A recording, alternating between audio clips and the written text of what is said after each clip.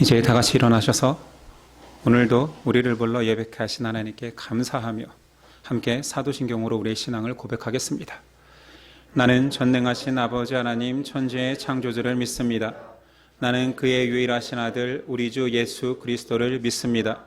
그는 성령으로 잉태되어 동정녀 마리아에게서 나시고 본디오 빌라도에게 고난을 받아 십자가에 못 박혀 죽으시고 장사된 지 사흘 만에 죽은 자 가운데서 다시 살아나셨으며 하늘에 오르시어 전능하신 아버지 하나님 우편에 앉아 계시다가 거기로부터 살아있는 자와 죽은 자를 심판하러 오십니다. 나는 성령을 믿으며 거룩한 공교회와 성도의 교제와 죄를 용서받는 것과 몸의 부활과 영생을 믿습니다. 아멘.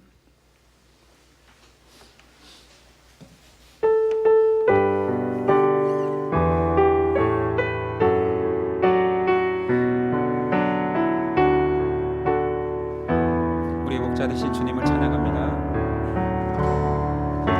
선한 목자 되신 우리 주 항상 인도하시고 광초동 산 좋은 곳에서 우리 먹여주소서. 선하신 목자 선한 목자 구세주여 항상 인도하옵소서.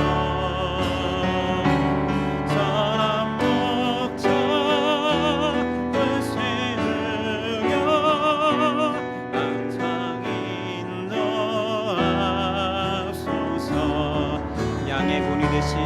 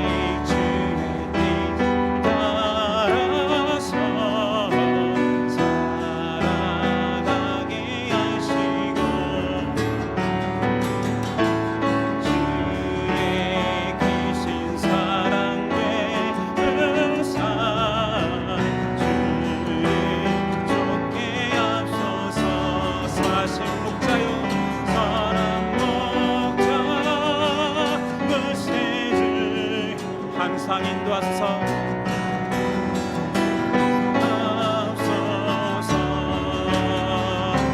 선한 목자 구세주여 항상 인도하. 선한 목자 구세주여 선한 목자 구세 항상 인도하소서.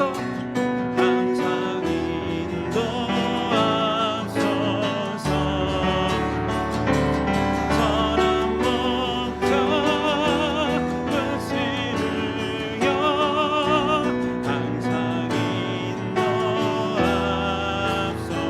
선한 목자여 기도 들어주소서. 선한 목자 구세주여 기도 들어주소서. 선한 목자 구세주여 기도 들어주소서. 주님께로 나아갑니다.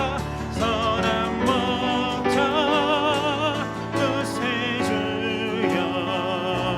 지금 나아갑니다.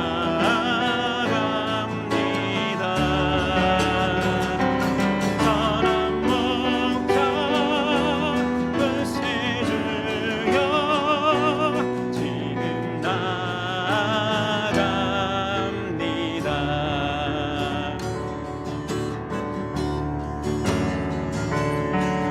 나의 사랑 어느 너 옆을 참 귀하다. 어디 보석보다 귀하다. 내가 사랑스럽지 않을 때 너를 온전히 사랑하고 너와 함께하러 내가 왔노라. 주의 사랑 주의 사랑 사랑은 결코 변치 않아. 모든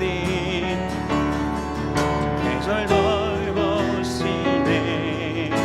푸른 마르고 꽃을 시리나 주의 말씀이 신실해. 실수가 없으신 주만 바라라.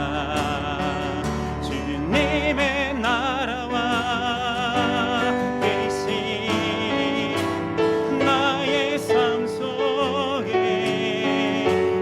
임하시며 주님 알기를 주만 보기를 소망해.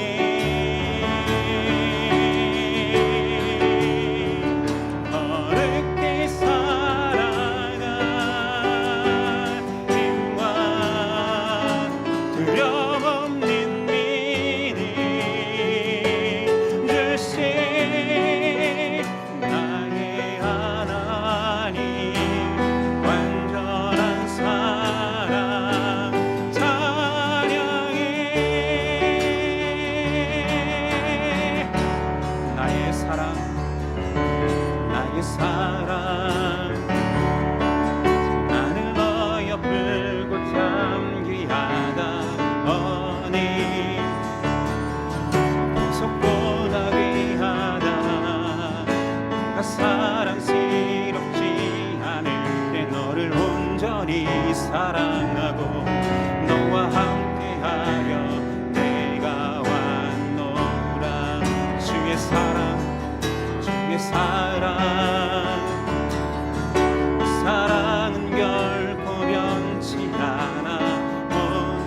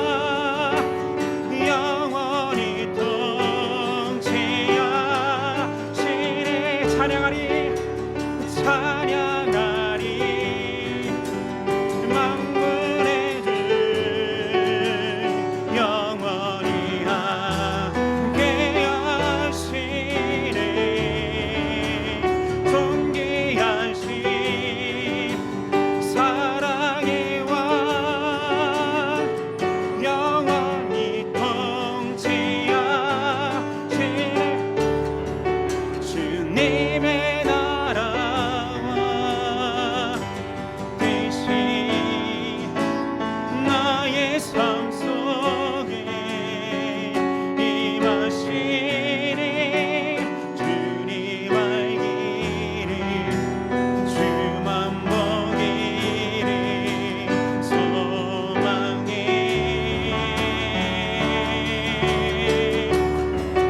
거룩히 살아가 힘과 두려움 없는 믿음 주신 나의 하나님 완전한 사랑 찬양해 내가 믿고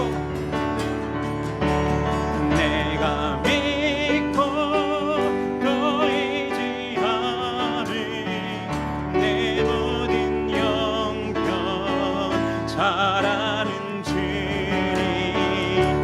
늘 돌보아 주실 것을 나는 확실히 아네 내가 믿고 또 의지하며 내 모든 영병 잘 아는 주님 늘 돌보아 주실 것을 나는 확실히 아네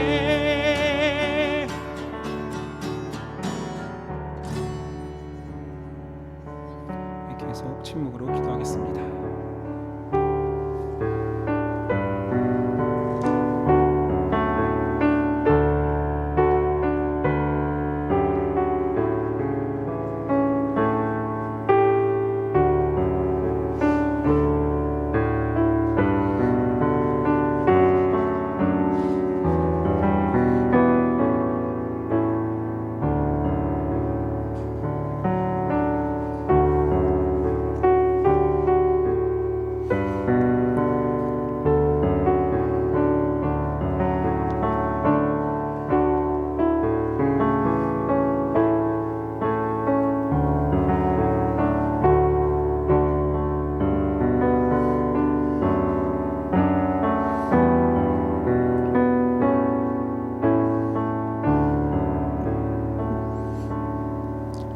사랑하는 우리 아버지, 오늘도 우리를 예배 가운데로 초대하심에 감사합니다.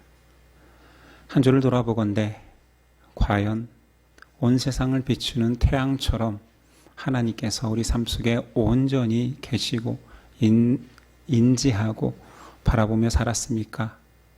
아니면 태양은 한결같이 비추고 있음에도 우리는 땅만 바라보며 땅의 근심 걱정, 땅의 아픔, 땅의 꿈 이런 것들만 바라보고 살았습니까?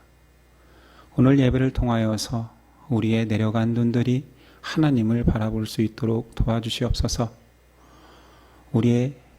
우리에게만 갇혀있는 사랑이 주변 이웃에게도 손 내밀 수 있는 사랑으로 확장될 수 있도록 믿음 허락하옵소서. 아픈 자 병든 자를 안타까이 여기기보다 나는 아프지 않아서 다행이다 위안 삼는 자 되지 않게 하여 주시고 그의 아픔이 이웃의 아픔이 형제의 아픔이 내 아픔으로 다가올 수 있는 귀한 예수 그리스도의 마음을 허락하옵소서. 오늘 예배로 초대하심이 은혜입니다. 그 은혜를 누리게 하심에 감사하여 드린 예물 가운데 하나님 그 귀한 손길 축복하여 주시고 우리가 받은 그 사랑을 또 가서 전할 수 있는 믿음의 입술 될 수 있도록 도와주시옵소서. 세상이 흉흉하여도 하나님이 통치하고 계십니다. 아무리 힘든 일이 닥칠지라도 하나님이 그 모든 인류와 우리를 인도하고 계심을 믿고 당당히 살아갈 수 있는 믿음 허락하옵소서. 말씀이 없어 헤매거나 공고해지지 않도록 오늘도 말씀 주시올 텐데 이 말씀이 우리의 생명의 양식 될 수 있도록 성령님 역사하옵소서. 기대하며 예수 그리스도의 이름으로 기도드립니다. 아멘. 우리 일어나셔서 십계명 낭독이 있겠습니다. 하나님이 이 모든 말씀으로 말씀하여 이르시되 나는 너를 애굽 땅 종되었던 집에서 인도하여 낸 내 하나님 여호와니라. 제1은 너는 나 외에는 다른 신들을 내게 두지 말라. 제2는 너를 위하여 새긴 우상을 만들지 말고 또 위로 하늘에 있는 곳이나 아래로 땅에 있는 곳이나 땅 아래 물속에 있는 곳에 어떤 형상도 만들지 말며 그것들에게 절하지 말며 그것들을 섬기지 말라. 제3은 너는 내 하나님 여호와의 이름을 망령되게 부르지 말라. 제4는 안식일을 기억하여 거룩하게 지키라. 제5는 내 부모를 공경하라. 제6은 살인하지 말라.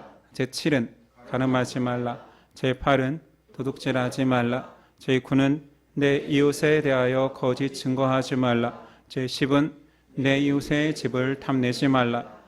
예수께서 이르시되 내 마음을 다하고 목숨을 다하고 뜻을 다하여 주 너의 하나님을 사랑하라 하셨으니 이것이 크고 첫째 되는 계명이요 둘째도 그와 같으니 내 이웃을 내 자신같이 사랑하라 하셨으니 이 두 계명이 온 율법과 선지자의 강령이니라. 아멘.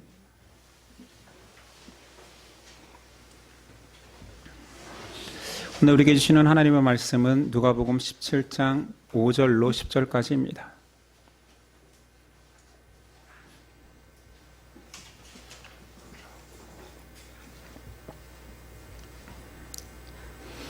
누가복음 17장 5절에서 10절까지 저와 여러분들이 한 절씩 교독하겠습니다. 17장 5절입니다. 사도들이 주께 여짜오되 우리에게 믿음을 더하소서 하니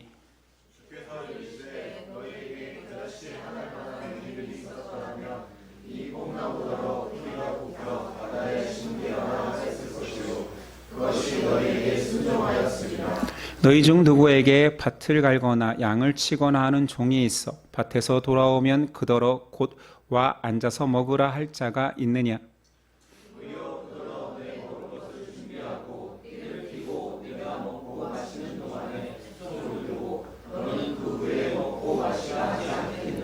명한 대로 하였다고 종에게 감사하겠느냐?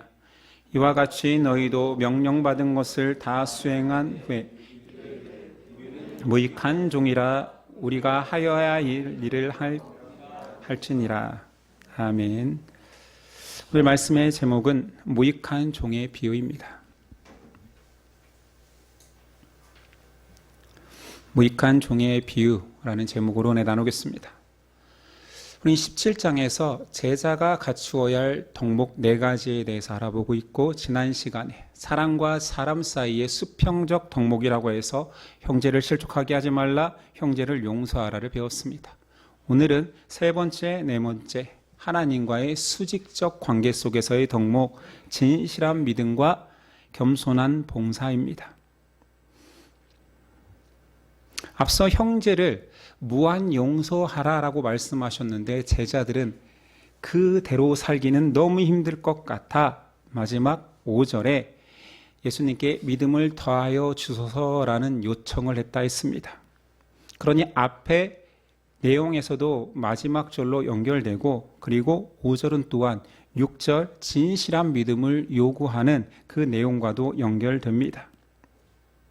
제자들은 믿음을 더하소서라는 그 요청으로 보아 믿음을 더하거나 뺄 수 있는 양쪽으로 생각했던 것 같습니다. 믿음이 많으면 병도 고치고 귀신도 내쫓는 큰 역사를 이룰 수 있다 생각하는 거지요. 또한 예수님도 오해할 만한 발언을 많이 하셨습니다. 제자들에게 여러 번 너희에게 이렇게 믿음이 적으냐 라고 책망하셨기에 더 오해는 증폭되었겠죠. 그런데 제자들이 우리에게 믿음을 더하소서라고 했을 때 예수님은 그래 믿음을 더해주겠다 빼겠다 하지 않으십니다. 오늘은 오히려 책망조로 말씀하시죠. 6절 주께서 이르시되 너희에게 겨자씨 한 알만한 믿음이 있었더라면 이 뽕나무더러 뿌리가 뽑혀 바다에 심기어라 하였을 것이요 그것이 너희에게 순종하였으리라. 알다시피 겨자씨는 씨 중에서도 아주 작은 씨앗입니다. 그러나 자라서 큰 나무가 될 수 있다라는 믿음이라는 그 씨앗은 어마어마한 잠재력이 있고 시간이 되면 능력을 발휘한다라는 거지요.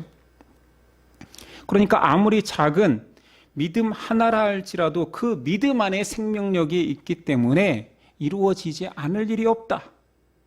이건 누가 보더라도 양을 이야기하기보다는 그 겨자씨의 한 알이라는 그 믿음의 본질, 지혜를 강조하고 있습니다. 제자들은 계속 믿음이 뭔가 능력을 더하는 것이라고 착각하는데 예수님은 본질이라고 말씀하는 거지. 실제로 워너피스티스도 절대자를 향한 진실, 신뢰 이런 것들을 표현하는 단어입니다. 우리 믿음 생활을 해봤으니 믿음장 아십니까? 히브리서 11장이 믿음장이잖아요. 거기에 믿음을 규정하기를 믿음은 바라는 것들의 실상이요 보이지 않는 것들의 증거니. 이거 바라는 것들의 실상이라 하니 그 바라는 대상이 있어야 됩니다. 당연히 우리를 지으시고 인도하시는 하나님이겠지요. 그리고 그 하나님은 바라는 자들의 내용을 알고 있습니다. 그게 하나님이 말씀하시는 약속이지요. 그리고 하나님의 백성을 자청하는 자들은 그 약속의 성취를 믿습니다. 이 세 가지 요소가 있는 것이요. 바라는 대상, 바라는 내용과 성취의 확신. 그런데 우리는 신앙생활하면서 믿음을 시각화 또는 도구화해서 어떤 사건이 이루어지면, 그래서 예를 들면 기도응답 또는 병고침이 낫는 방언이 이루어지면 내가 믿음이 있다라고 자꾸 수량화합니다. 우리는 한국교회 그 전통 속에 살았기 때문에 너의 믿음 있느냐 없느냐를 그렇게 계량화, 수치화를 당하면서 살았지요. 아프냐? 힘든 일이 있느냐? 기도해라. 기도하면 응답받는다. 그러면 믿음 좋은 사람이라 칭함받지요. 더 믿음이 큰 사람은 하나님께 신의의 은사를 받아 병고침의 은사를 행하는 것. 와, 대단한 믿음이라고 칭찬받습니다. 믿음의 능력으로 신령한 잣소리를 받는 것은 왠지 수량화된 것이지요. 그에게 가진 그 믿음의 여러 능력들의 양이 차서 귀신도 내쫓고 병도 쫓아내는 것 같습니다. 아닙니까? 아니면 좀 작게 생각해도 돼요.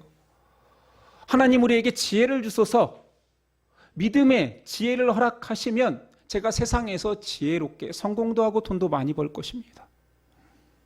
암암리에 우리도 전부 다 그렇게 믿음을 수량화하고 있습니다. 근데 믿음의 3요소 중에 그럼 뭐가 빠진 것입니까? 강구하는 대상도 있습니다. 주실 줄 믿습니다라고 나에게는 확신을 강요하든지 강제하든지 믿습니다 해서 확신도 있습니다. 뭐가 빠졌죠? 하나님의 말씀이 빠졌습니다. 제자들은 믿음을 도구화해서 가지면 가질수록 예수님과 같은 권능 행할 것이라 착각하고 있습니다. 이때 예수님은 믿음은 수량이 아니란다. 믿음은 질이다. 겨자씨 한 알이라는 그 본질만 가지면 역사할 수밖에 없다 말합니다. 그러니까 우리는 믿음이라고 할 때 이 믿음의 세 가지 요소를 잊으면 안 돼요. 대상이신 하나님, 그 하나님이 주시는 말씀 또는 약속, 그리고 이루어질 것을 확신하는 거지요. 이 믿음의 3요소를 구약도 신약도 동일하게 계속 말해주고 있습니다. 구약의 대표적인 구절은 민수기 23장 19절이 이렇습니다. 하나님은 사람이 아니시니 거짓말을 하지 않으시고 인생이 아니시니 후회가 없으시도다. 어찌 그 말씀하신 바를 행하지 아니하며 하신 말씀을 실행하지 않으시랴. 앞에서 하나님이 나오지요. 그 말씀하신 바를 나오지요. 행하지 않을 리가 없다. 반드시 실행한다라는 신뢰가 있습니다. 신약 앞에서 말했던 히브리서 11장 그 믿음의 장에서 6절 믿음이 없이는 하나님을 기쁘시게 하지 못하나니 하나님께 나아가는 자는 반드시 그가 계신 것과 또한 그가 자기를 찾는 자들에게 상 주시는 이 상이 뭡니까? 하나님의 약속한 것을 주시는 거예요. 하나님의 말씀에 대한 응답입니다. 상 주시는 이심을 믿어야 할지니라. 믿음의 3요소가 다 있지요. 자, 제자됨의 덕목 세 번째는 믿음입니다. 네 번째 덕목은 겸손한 종의 모습, 봉사지요. 그것은 당연히 세 번째, 진실한 믿음을 가진 자는 당연히 드러나는 모습이라고도 할 수 있습니다. 자, 이 네 번째 덕목이 오늘 말씀의 제목이기도 하고 여러분들이 잘 알고 있는 무익한 종의 비유입니다. 내용은 종이 밭을 갈고 양을 치고 돌아왔는데 주인이 앉아있다가 수고했어, 힘들었지 하지 않고 뭐해, 나 밥 안 먹었어, 밥 차려 하면 당연히 서빙하고 주인의 밥을 다 차려드리고 그 이후에 먹어야 된다라는 내용입니다. 그러면서 주인이 수고했다고 종한테 같은 밥상에서 아이고 수고했으니까 오늘은 같이 식사하자라고 하지 않는다라는 거예요. 감사를 표현하지도 않는다라는 거예요. 심지어 살해할 필요도 없다라 말합니다. 그러면서 10절 종은 말합니다. 명령받은 것을 다 행한 후에 이르기를 우리는 무익한 종이라 우리가 하여야 할 일을 한 것뿐이라 할지니라.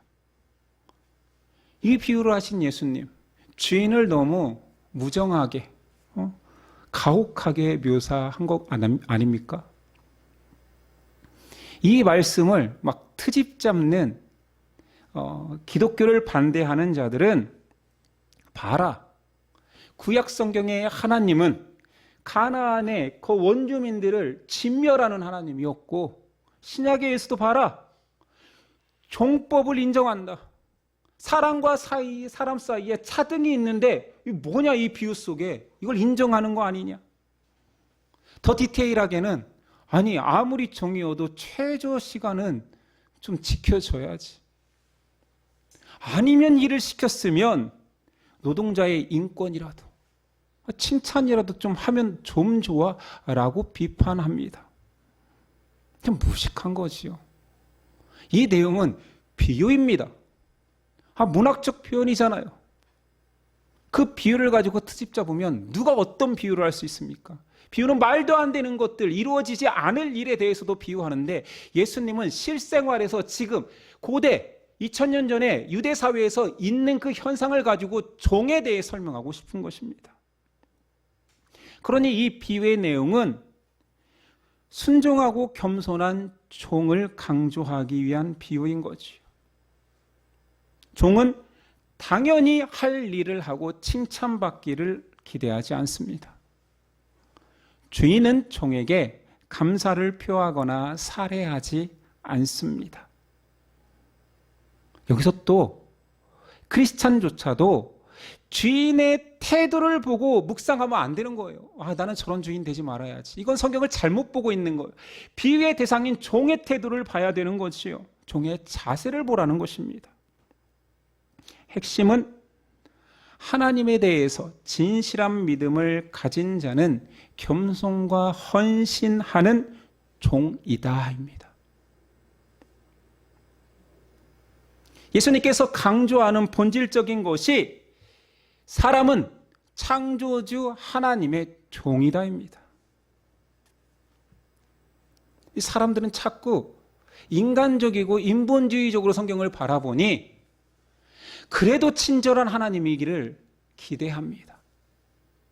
하나님이 계속 사람을 만나주시기 위해서 천사나 사자로 현현해서 오시니 자꾸 사람 앞에 와서 설득해주고 대우해주니 사람들의 인식에 뭐가 있냐면 친해지면 친구같이 좋아지네, 관계가. 그래서 하나님과 친구하려 듭니다. 그런 표현들을 막 찾아내요. 모세는 나의 벗이라. 나도 친구해야지. 이 태도는 굉장히 위험합니다. 목사가 집회장에서 떳떳하게 하나님을 친구인 것처럼 호통치고 내 말은 잘 듣는 분이야, 아니면 혼나, 그건 기독교가 아닙니다. 그 사람이 절대자 하나님을 믿는지도 저는 의심스러워요. 그건 본인 입으로 할 수 있는 표현이 아니에요. 사람이 한 번도 하나님을 향하여서 내 버치라 한 적이 없어요. 하나님이 그를 지칭할 때, 모세를 향하여서, 예수님이 사람을 향하여서 한 말이지, 사람이 하나님께 내 친구야 라고 한 적은 성경에 결코 없습니다. 2단이죠. 3단이에요. 더 심한 거예요. 그건 기독교가 아닙니다. 특정인을 비판하고자 함이 아니라 바로 알아야 된다는 거지요. 창조주 하나님, 우리를 심판하시는 그 구원자를 잡기 취급하는 것입니다. 세상엔 귀신이 존재하잖아요. 귀신을 믿는 사람들이 있습니다. 정성을 들이고 비나이다 비나이다 해서 빌고 빌어서 설득해서 내 욕망을 채우는 자들, 내 부탁을 들어드릴 수밖에 없는 그 능력을 행하라고 믿는 사람들이 있습니다. 제가 중학교 때 드래곤볼이라는 만화책이 유행했습니다. 제가 정말 놀란 거는 드래곤볼이라는 7개의 볼을 만든 신이 존재하는데 그 신이 사람한테 죽습니다.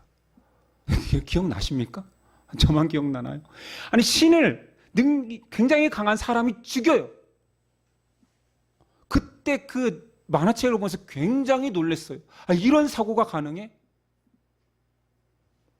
일본 사람의 미친 정서가 담긴 거지요.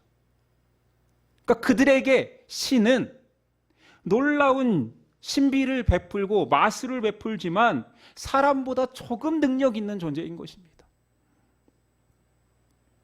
근데 크리스찬들도 암암리에 그렇게 생각하는 것 같아요. 불이려 듭니다. 정성을 들여서 그분을 설득하려 합니다. 이거는 사회에서 말하는 종교학의 고등 종교도 아닙니다. 하등 종교, 미신이지요. 절대자를 신뢰하는 종교라면 응당 절대자를 절대자의 자리에 놓고 사람은 그 밑에 놓습니다. 이 절대적 차이를 인정하는 것이 고등 종교와 하등 종교의 1번입니다.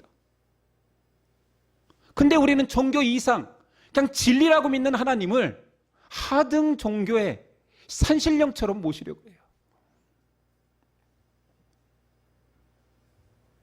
예수님 제자의 4번째 덕목 중에 종이 되라 말합니다.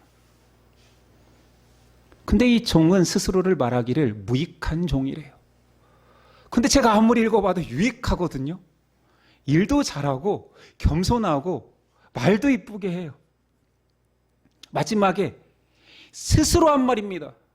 주인이 저 무익한 종 이런 게 아니라 난 주인이 시키는 거 다 하고 내가 배가 고프지만 주인의 밥상을 먼저 차려드리고 그 이후에 나는 밥을 먹을지라도 나는 칭찬받으려 하지 않는다. 나는 인정받으려 하지 않는다. 내가 얼마나 수고스러웠는지 말하려 하지 않는다. 나는 그분 앞에 무익한 종일 뿐이다. 본인이 고백합니다. 원어에서도 아크레 이오이, 무익한은 쓸모없고 가치 없다라는 뜻입니다. 그러니까 번역이 잘 되었어요. 정말 나는 그분 앞에 쓸모없고 가치 없다. 아니, 제가 보기엔 굉장히 쓸모가 있는데요. 가치가 있는데요. 이 표현은 진짜 일을 못해서 쓸모없다라는 게 아니에요. 그분과 주인과 종인 나를 비교했을 때 나는 이런 고백밖에 할 수 없다는 말입니다. 여기서 중요한 것은 주인과 나와의 관계를 바로 인식한 사람만 나오는 고백이라는 거지요. 종은 주인과 비교할 수 없는 신분의 격차를 인정합니다. 내가 아무리 멋진 일을 해낸다 해도 주인 앞에서 나는 비천한 종이다. 사람이 창조주 하나님을 만나면 이 고백이 나올 수밖에 없습니다. 베드로가 그랬지요. 주여 나를 떠나소서 나는 죄인이로소이다. 제가 대단한 사람이어서가 아니라 저도 하나님을 난생 처음 인정했을 때 주님, 저 같은 자를 왜요? 왜 저 같은 자를 위해서 십자가를 지셨습니까? 이 비천함의 몸서리를 쳤습니다. 자, 이 주인과 종의 관계 속에서 나온 고백이라 했을 때 두 번째는 그 사람이 아무리 주인을 위해서 귀한 일을, 영광스러운 일을 했다 한들 주인이 종에게 베푼 구원의 은혜의 선물에 비하면 아무것도 안 한 은혜의 빚진 자라는 것입니다. 이 관계성을 알아야 되는 거예요. 아니, 생명을, 영원한 생명을 허락받았는데 거기서 일 좀 했다고 칭찬받으려 한다고요? 그게 무슨 종입니까? 은혜의 빚진 자의 고백이 나는 그분 앞에 무익한 종입니다. 이것이 우리가 말하는 로드십이지요. 주님을 주인의 자리로 인정하고 나는 그분 앞에 종입니다. 로드십. 바울은 철저하게 그 로드십의 사람이었습니다. 자신을 예수 그리스도의 종이라 계속 고백하고 서신서를 시작합니다. 로마서 1장 1절 예수 그리스도의 종 바울은 고린도전서와 다른 여타의 서신서 처음부터 자신을 소개할 때 그리스도의 종이라 칭합니다. 종이라는 완벽한 자기인식이 있기 때문에 종은 열심히 일해도 불평할 수가 없어요. 보상과 대가를 요구하는 종은 없습니다. 여기서 종은 노비니까요. 종에게 있어서 자신의 일은 당연히 해야 할 일입니다. 오늘 무익한 종과 동일한 표현인 거지요. 심지어는 그냥 그 일을 하지 않으면 어떤 일이 벌어진다라고 바울은 고백하냐면 고린도전서 9장 16절. 내가 복음을 전할지라도 자랑할 것이 없음은 내가 부득불할 일임이라. 만일 복음을 전하지 아니하면 내게 화가 있을 것이로다. 바울은 자신이 당연히 해야 할 일에 대해서 하고 칭찬을 요구한 것이 아니라 그 일을 하지 않으면 나는 화를 당하는 게 당연해라고 말합니다. 종이니까. 종의 존재의 이유는 내 꿈일 수는 없습니다. 오직 하나님의 소망, 나를 향하여 꿈꾸시는 하나님의 뜻이, 주인의 뜻이 무엇인지가 가장 중요하지요. 이 신실한 종에 대한 꿈은 예수님께서 꾸셨습니다. 마태복음 20장 25절이하입니다. 예수께서 제자들에게 불러다가 이르시되 이방인의 집권자들이 그들을 임의로 주관하고 그 고관들이 그들에게 권세리를 부리는 줄을 너희가 알거니와. 사람들이 높아져서 높은 위치에서 권세를 부리는 것이 세상의 꿈입니다. 너희 중에는 그렇지 않아야 하나니 너희 중에 누구든지 크고자 하는 자가 너희를 섬기는 자가 되고 너희 중에 누구든지 으뜸이 되고자 하는 자는 너희의 종이 되어야 하리라. 그러면서 예수님 자신의 꿈을 말하는 거지요. 인자에 온 것은 섬김을 받으려 함이 아니라 도리어 섬기려 하고 자기 목숨을 많은 사람의 대속물로 주려 함이니라. 예수님 이 땅에 처음부터 종으로 오셨대요. 절대자가 사람이 된 것은 놀라운 자기 비움, 자기 비하입니다. 그런데도 그 사람보다 더 낮게 오셔서 종이 되었고 종의 삶을 사셨고 너희도 그 삶을 살라 권하십니다. 기독교의 꿈이, 믿음의 꿈이 종이라면 누가 기독교에 오겠습니까? 맞잖아요. 여러분 복음 전도해 봤습니까? 아니 멀쩡하게 내 인생의 주인은 나인 사람들을 데리고 와서 창조주를 믿어 종이 되십시오 라고 한다라면 그렇게 복음 전한 사람 듣도 보도 못했고 아마 그러면 그냥 욕만 먹겠지요. 기쁜 소식을 전해도 욕을 먹을 텐데 이것은 뭐 기쁜 소식이 아니에요. 저주의 소식이지요. 자유자한테 가서 노비가 되십시오. 예수 믿고 노비 되십시오. 이런 복음은 없겠지요. 그렇다면 여기서 말하는 종이 세상에서 말하는 자유를 완전히 박탈당한 그 노예입니까? 일면 비슷한 면은 있습니다. 세상에서 말하는 지금은 종이라는 노예 제도가 없겠지만 그 종은 자유를 강제로 박탈당한 사람들입니다. 그러나 믿음의 종은 자유를 스스로 포기합니다. 이 차이를 분명하게 인식해야 돼요. 그래서 예수님은 독특한 표현 하나를 썼습니다. 너희는 종이라, 종이 되어라 라고 말하면서도 또 무슨 표현을 쓰셨냐면 친구라. 요한복음 15장 13절 이하입니다. 사람이 친구를 위하여 자기 목숨을 버리면 이보다 더 큰 사랑이 없나니 너희는 내가 명하는 대로 행하면 곧 나의 친구라. 이제부터는 너희를 종이라 하지 아니하리니 종은 주인이 하는 것을 알지 못함이라. 너희를 친구라 하였노니 내가 내 아버지께 들은 것을 다 너희에게 알게 하였음이라. 종과 친구의 차이를 알겠습니까? 공통점은 먼저 둘 다 자유를 허락받지 못합니다. 자유를 누리지 못해요. 종은 당연히 자유를 빼앗겨서 누리지 못한다라면 친구는 스스로 자기를 자유에서 벗어나게 합니다. 친구를 위해서 살도록 하는 자발적 구속이지요. 왜 예수님은 친구를 위해서 꼭 종된 것처럼 살아야 된다라고 말했을까요? 예수님이 오신 이유는 양들로 생명을 얻게 하고 더 풍성히 얻게 하려 하심이라 했습니다.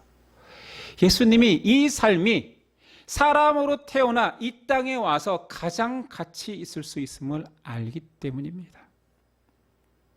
그러니까 친구로서 자유를 박탈당한 것처럼 살아가는 것이 행복이라는 거죠. 이거 아마 여러분들이 인정하기 힘들 거예요. 그게 무슨 행복이냐고. 내가 지금까지 교회 안에서 들어왔던 수많은 너의 능력을 보여라, 지혜를 보여라, 달란트를 활용하여 높아져라는 말만 들었지 종이 되는 것이 행복이라는 얘기를 들을 수는 있었겠지만 그것이 와닿지는 않았습니다. 예수님은 자신이 그렇게 살았고 그것이 귀한 길이라 전하고 있는 것입니다. 아니, 친구를 위해 손해보는 삶이 정말 행복할 것 같습니까? 그렇게 살아보셨습니까? 나는 그런 사람이 아니지만 내가 믿음으로 한번 손해볼 거야. 예수님은 뭐라고까지 표현하냐면 그 친구를 위해서 목숨도 줘라. 너 그의 종이 되어야 된다.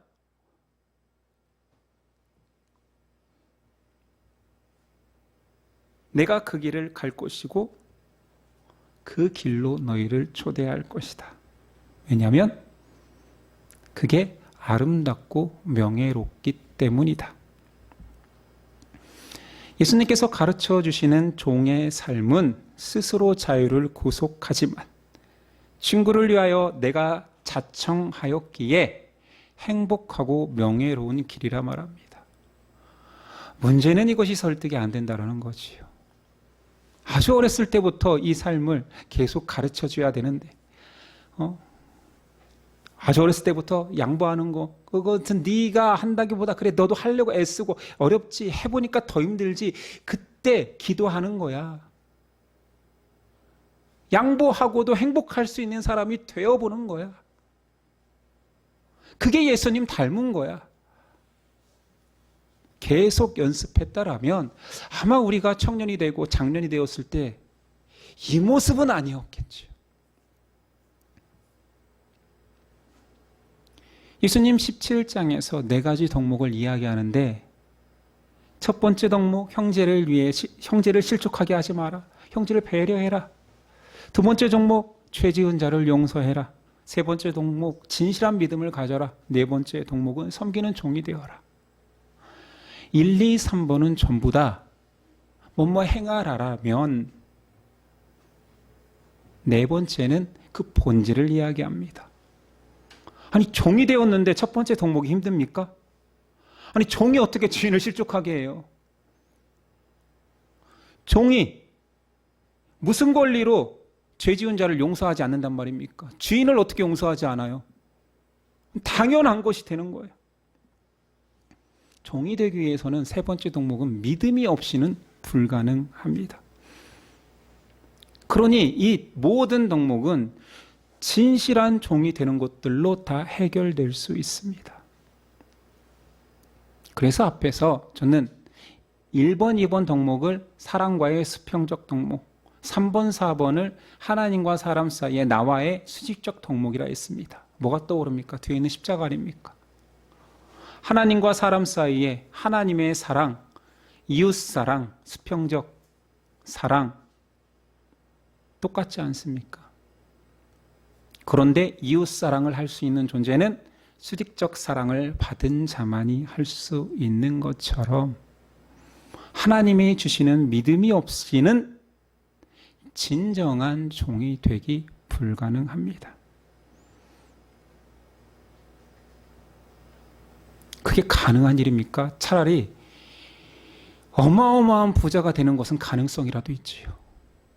사람의 힘으로.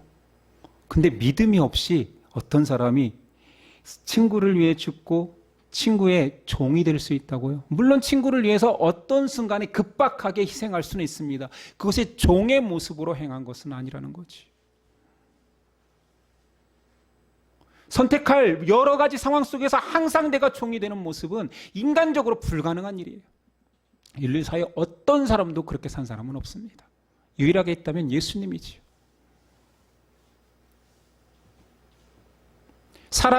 진정한 사랑이 하나님의 사랑을 받은 자만 할 수 있는 것처럼 진정한 종은 하나님의 믿음으로만 가능합니다. 믿음은 주님이 걸어가신 그 낮은 자의 길, 종의 길로 인도하면서 또한 믿음은 설득합니다.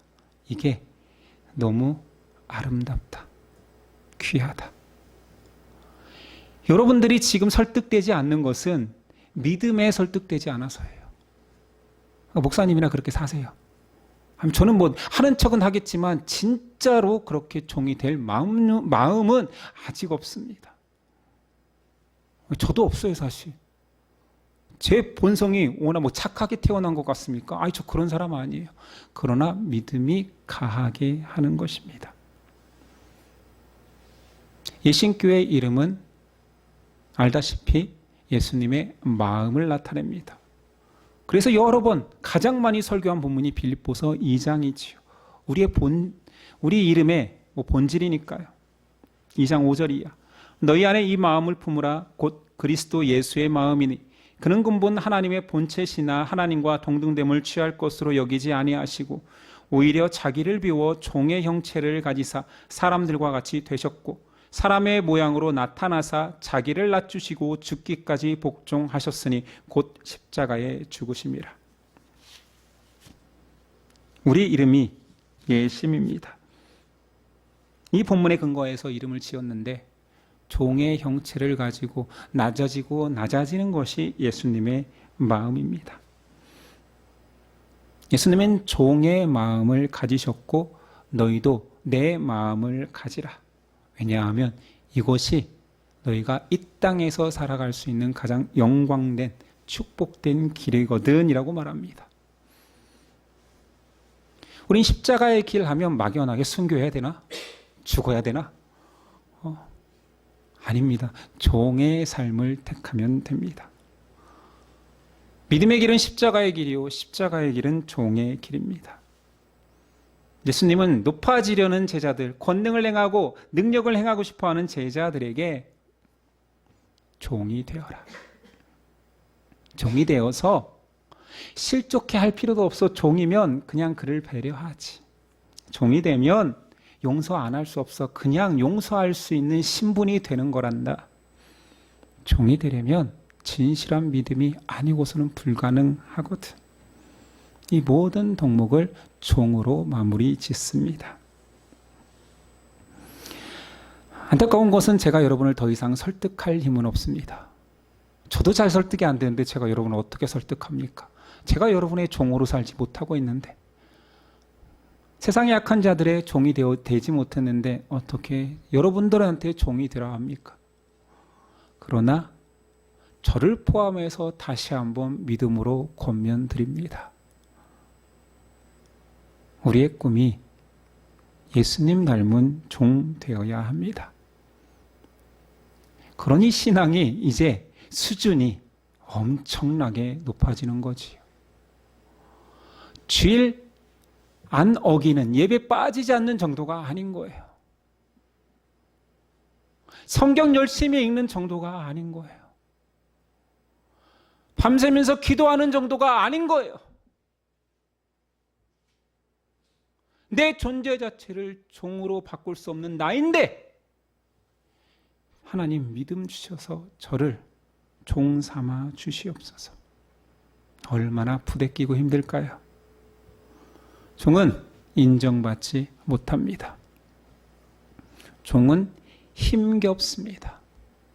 종은 아픕니다. 종은 외롭습니다. 그러나 그리스도의 종이기 때문에 괜찮습니다. 사람들의 꿈은, 크리스찬조차도 꿈은 내 인생의 주인은 나다라고 생각하며 삽니다. 영적으로 보면 내 인생의 주인이 나인 사람은 나의 종입니다. 맞잖아요. 내 인생의 주인은 나고, 주인하고 종하고의 관계를 따져 묻는다라면 그를 이끄는 주인이 그이며 그는 나를 종 삼은 것입니다.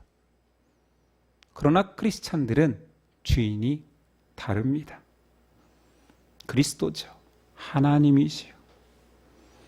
창조주, 구속주가 나의 주인이기 때문에 정체가, 신분이 다른 것입니다. 그래서 시인이 고백하기를 84편의 시인은 이렇게 말합니다.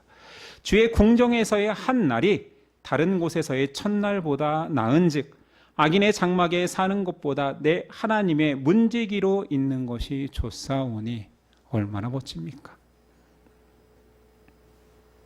세상 어떤 영화로움, 그것을 누리기보다, 높아짐보다 나는 주님의 문지기, 종으로 사는 것이 더 좋다. 이것이 믿음입니다. 이것이 신앙인의 정체성이며 구약에서만 그 고백을 한 것이 아니라 예수님이 그 모습, 내 백성이 그렇게 살 수 있겠느냐? 못 산다 하니 내가 살아내겠다. 내가 너의 종이 되어서 너를 구속할 것이다. 그리고 나와 함께 그 정체성으로 살거든 내가 훗날 너를 구속하리라 약속하십니다. 여전히 저에게도 어려운 내용입니다. 저는 주인 되기를 원하는 아직도 마음의 욕망이 있습니다. 여러 곳에서 존경받고 싶고 사람들이 저한테 잘했으면 좋겠고 제가 잘하기보다 그냥 대접받기를 원하는 것이 저의 속성입니다. 그러나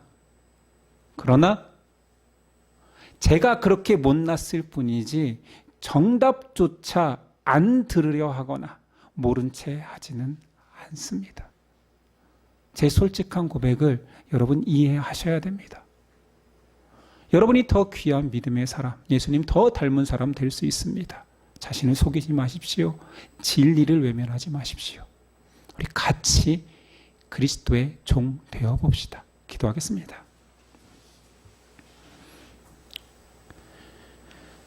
주님, 신앙이 이렇게 어려운 것입니까? 이렇게까지 우리를 기대하십니까? 그리스도의 장성한 분량이 결국은 권능을 행하고 세상 사람들이 귀히 여기는 자리가 아니라 종이었습니까?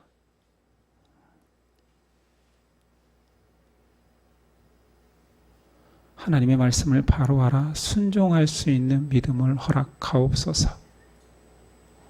주님이 나를 마지막 날 쓰다듬어 주시며 안아주시면서 충성된 종이라 칭함받을 수 있는 우리 되게 하옵소서.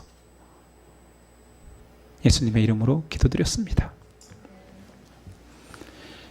일어나서 결단 찬송 드립니다.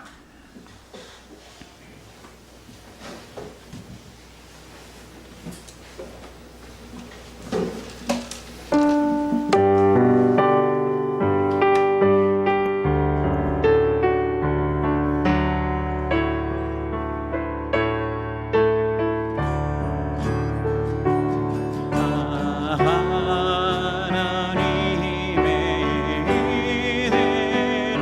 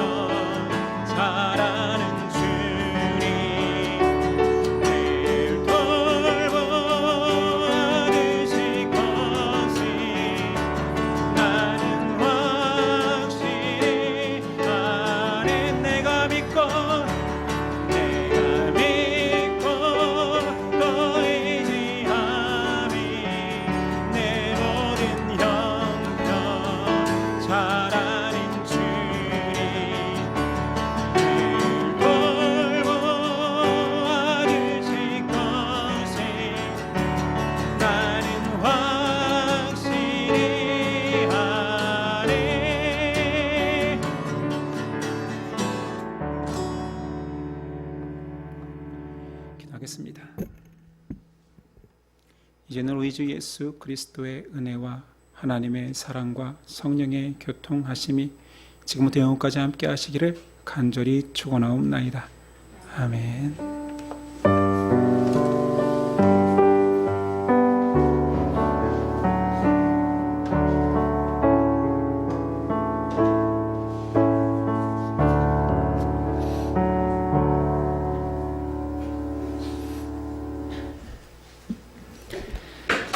우리 옆사람과 인사했으면 좋겠습니다. 힘들지만 종 되어 보겠습니다.